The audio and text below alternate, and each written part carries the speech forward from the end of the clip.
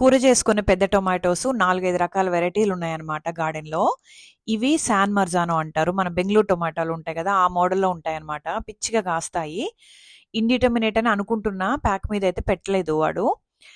ఇవి ఒక 3 ఉన్నాయన్నమాట. ఇక్కడే 2 ఉన్నాయి. పక్కన ఇంకోటి గూడా ఉంది. ఇట్లా వస్తాయన్నమాట చూసారా? ఇప్పుడే పిందెలు ఇట్లా పొడుగ్గా బాగా గుత్తులు గుత్తులుగా కాస్తాయి. వేరే వాళ్ళు పండిస్తే వీడియోస్ అవి చూసాను గానీ, నా గార్డెన్‌లో వేయడం అయితే ఇదే ఫస్ట్ టైము.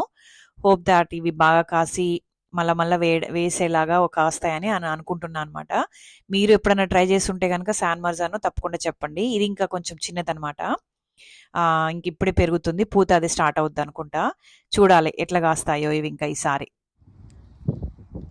కూర చేసుకునే పెద్ద టొమాటోస్ 4, 5 రకాల వెరైటీలున్నాయన్నమాట గార్డెన్‌లో.